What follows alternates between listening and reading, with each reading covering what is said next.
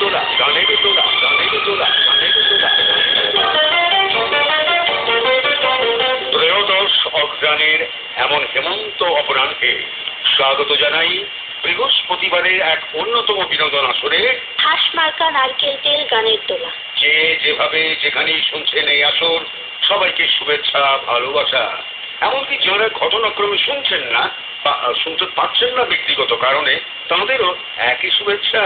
কারণ ঠিকই খোঁজ নেবেন অন্য কোনো সময়ে কোনো পরিচিত জনের কাছে কি ছিল রে আসরে, তখনই যেন জানতে পারেন এই আসর কাউকে ভুলেনি, ঠিকই শুভেচ্ছায় বরণ করেছে। আর যারা প্রবীণতম বয়োজ্যেষ্ঠ, তাদের প্রতি বিনম্র শ্রদ্ধা। আসরটি উপস্থাপনার রয়েছি আমি নাজমুল হুসাইন, রয়েছি আমি হুমায়রা নাজিব নদী।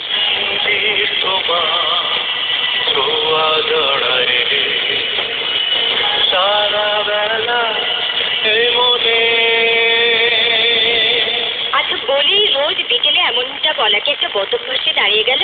কি করবো, তোমারও কি বদভ্যাস নয় রোজ বিকেলে এমন মেডোনা, ভেনাস কিংবা অজন্তার বিমূর্ত ভঙ্গিমায় মেঘের মতো চুল সরিয়ে? থাক আর ইচ্ছাতে সীমা থাকা উচিত। পাশের বাসার পরিয়াপা জড়িয়াপা, ওই যে দুই জমজ বোন, বলে কি রোজ বিকেলে তোর বরের গলা শুনেই বুঝি রে দিব্যি লালবাগের হাঁসমার্কা নারকেল তেল নিয়ে বসেছি। তাহলে বোঝো অমন দীঘল কালো মেঘের মতো রেশমি চুল ঝরঝরে।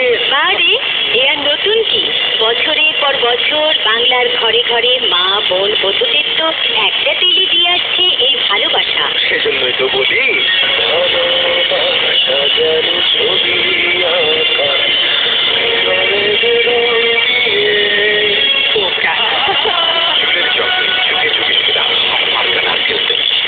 পুরনো এবং নিয়মিত শ্রোতা মাত্রই জানেন, একটি সংসারের গল্পের দুটো আসর এখন মাত্র, এবং উভয় আসরে রয়েছে ৩-৪টি বিভাগ। যেমন লক্ষ্য করেছেন কি, সেদিন যা ঘটলো কিংবা আমার মন আমার ভাবনা। লক্ষ্য করছি সেসব বিভাগে ফেলার মতো কিংবা সেই ক্যাটাগরিতে বাছাই করবার মতো তেমন কেউ লিখছেন না। অবশ্য লেখার কথাও না, অত শত ভেবেছেন যে মনে যা আসে লিখুন, কৌতূহল যেখানে জাগে জিজ্ঞেস করুন, বাদ বাকি আমরা ভাগ করে নেব, বাছাই করে নেব। অনেকদিন পর আমার মন আমার ভাবনা বিভাগে ঠাঁই দেওয়ার মতো এক লেখা, যা কিনা পাঠিয়েছে ঢাকা মোহাম্মদপুর হাউজিং সোসাইটি থেকে কবির আলমগীর। কবিরের শুরুটা এমন, কেবলই আমার মনে হয় আমি যা চাই তাই করতে পারি অবলীলায়। যদি ভাবি কোনো চকচকে তরল জ্যোৎস্না রাতে মাছি হব কোনো পালতোরা নৌকার, আমি তা পারি। সেই নৌকায় কোনো যাত্রী নেই, কেবলই রাশি রাশি আমার স্বপ্ন ভর্তি নৌকা। পার হয়ে কত কত গঞ্জ বন্দর হাট, হ্যাঁ আমি পারি। পারি বলেই আমার মনে হয় আমি কিছুই পারি না। আমার যা পারার কথা, আমি তার চেষ্টাও করিনি কোনোদিন, কেবলই প্রবঞ্চনায় আকণ্ঠ ডুবিয়েছি নিজেকে। যা বলার আমি চেষ্টা করেও তা বলতে পারি না, কেবল আমার জোড়া ঠোঁট দু একটি শব্দ উচ্চারণের ব্যাকুলতায় বিড় করে নড়ে। মনে হয় আমি কোনোদিন কথা বলা শিখিনি, কোনোদিন বিনিময় করতে পারিনি আমার প্রেম, আমার অনুভব, আমার দ্রব্য বা আমার বিপ্লবের দুর্লভ ইতিহাস। শিউরে উঠি আর ভাবি, ওই যে ধবল যোজনায় যে লোকটি বিদায় নিল, সে কি আমি না আমার ছায়াপথে? তখনই মনে হয় যেন এক গুহার জীবন আমার, অনন্ত লগ্ন যেন গুহার অন্ধকারে ভাবি আর ছবি আঁকি দেয়ালে দেয়ালে প্রাগৈতিহাসিক পূর্বপুরুষদের মতো পিরামিডের অন্ধকারে বা খাজুরাহো গুহায়। তখনও আমার মনে পড়ে ধবল যোজনায় টিকটিক পালতোলা নৌকা, জলে বৈঠার ডাক, আমি ক্রমাগত পড়ে যাচ্ছি ক্রমাগত এক অনির্বাণ শিখায়। তোমরা আমার মানুষ বলো, হতভাগ্য হলেও একজন মানুষ তো বলো। আমি বলি পতঙ্গ, পতঙ্গের জীবন আমার।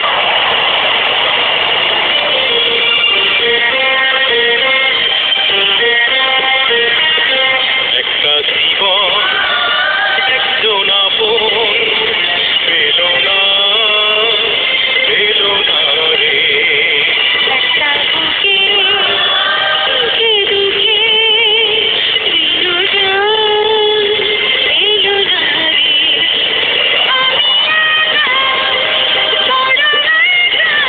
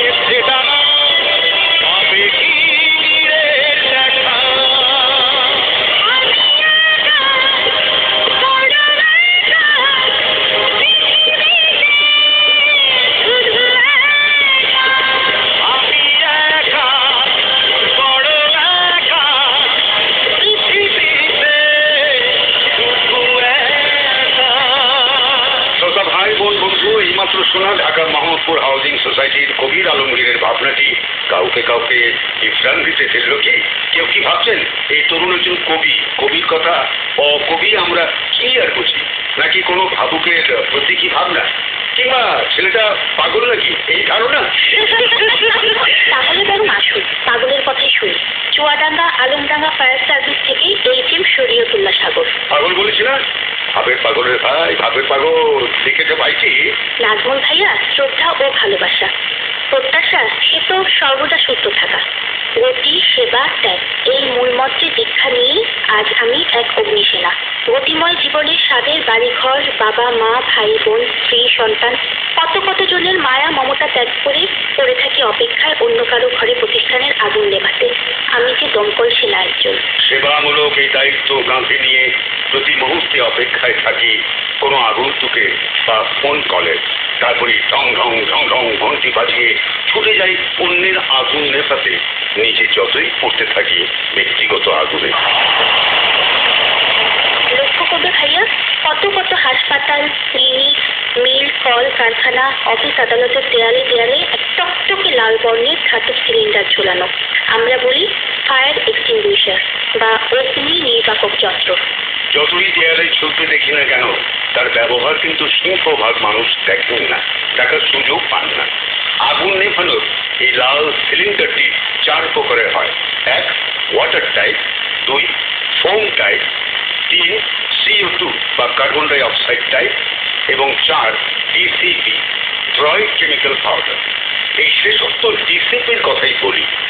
অগ্নিকাণ্ডের সূচনা হলে দেয়াল থেকে সিলিন্ডার নামিয়ে সেফটি পিন খুলে নলটি আগুনের দিকে তাক করে অন্য হাতে ট্রিগার টিপে দিলেই কার্বন ডাই অক্সাইড গ্যাস এক আলোড়ন তোলে মুহূর্তেই ভেতরের অ্যামোনিয়াম ফসফেট বা সালফেট পাউডারে।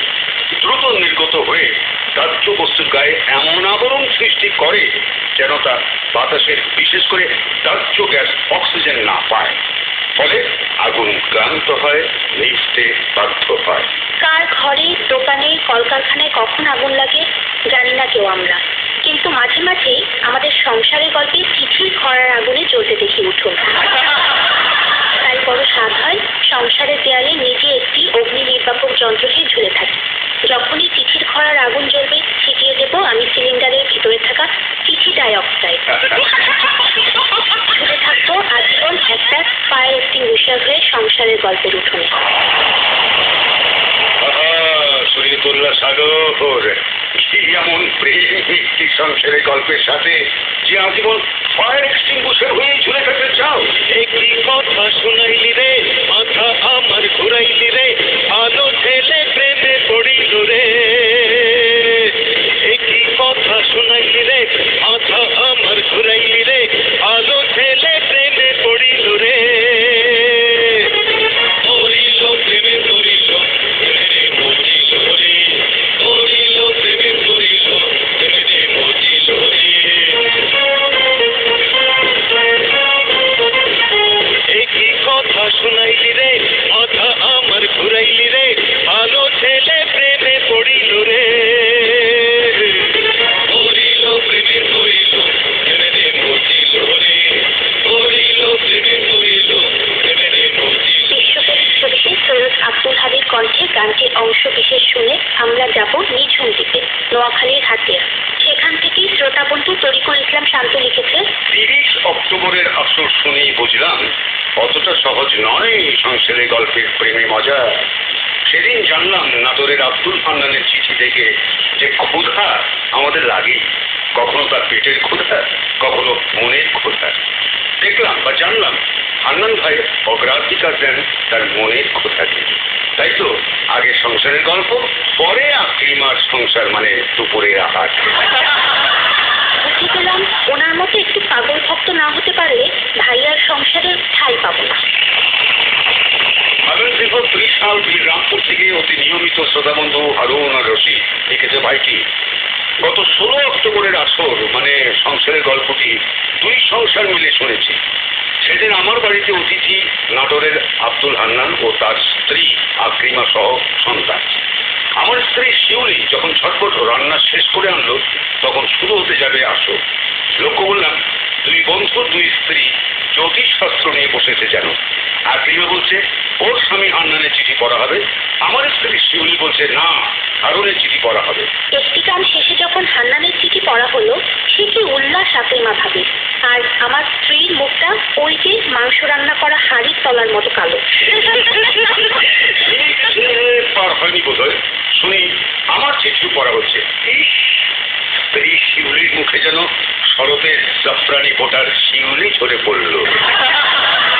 আমাদের কাছে ওই দিনটি ছিল 3টি সংসারের গল্প। ধন্যবাদ হারুন, ধন্যবাদ। তা আজ তো তোমার চিঠি ছাই পেল, আজ নিশ্চয়ই হান্নান একেবারে নেই, জ্যোতিষীও হচ্ছে না, কিন্তু নাটোরে তো ওরা শুনছে। ওরে নাটোর কোথায়? এই তো আমার ইমেল বক্সই তো রয়েছে সারের মোড়ে। এই তো নাটোর দক্ষিণ লালপুর থেকে আব্দুল হান্নান লিখেছে। গত 1 নভেম্বর দুপুরে আহারের পর একটু ঠেস দিলাম দেহটা বিছানায়, যদি একটু ভাত ফুল পায়। না, নিদ্রাদেবী যেন আড়ি দিয়েছে। সংসারের গল্প শুনতে বসতাম। না, 1 নভেম্বর শনিবার, সেদিন কোনো আসর নেই। মেমোরি কার্ড থেকে শুনছিলাম 2013 সালের 1 মার্চের আসর, যেখানে কার কি কথায় নিজের সম্পর্কে বলছিলেন এমন। আমিও পথের মতো হারিয়ে যাব, আমিও নদীর মতো আসব না ফিরে, আর আসব না ফিরে কোনোদিন। আমিও দিনের মতো ঘুরিয়ে যাব, আসব না ফিরে, আর আসব না ফিরে কোনোদিন। ভাইরা, আমার মাথা বা মস্তিষ্ক বিকৃত হলেও ওই গানের মর্মার্থ বুঝে ভীষণ কাতরতায় ভুগেছি। কেন যে এইসব বিরহ ব্যথায় নিজেকে জড়াতে স্বাচ্ছন্দ্য বোধ করেন? আপনি না প্রায় আসলেই বলেন শ্রোতাদের মনোরঞ্জনের জন্য নিবেদিত আপনি। এই কি তার বাস্তবায়ন? কেন আমাদের কষ্টের দোলনায় চড়িয়ে দোল দেন? এই কি তবে গানের তোলা? ও হান্নান, এই যে ধাঁধার উত্তর শোনো। ধাঁধা রেখেছিলাম কি? হ্যাঁ রেখেছিলাম তো, হ্যাঁ মনে পড়েছে, বলো তো। শ্রোতা বন্ধু, একবার চিন্তা করুন, আপনি প্রশান্ত মহাসাগরের ছোট্ট একটা ডিঙি নৌকায় রয়েছেন। নৌকার তলা ফুটো হয়ে গেছে, চারপাশে হিংস্র হাঙর, ডিঙি ডুবছে। কি করবেন তখন? আগামী সপ্তাহে উত্তর জানাবো। ভালো থাকো।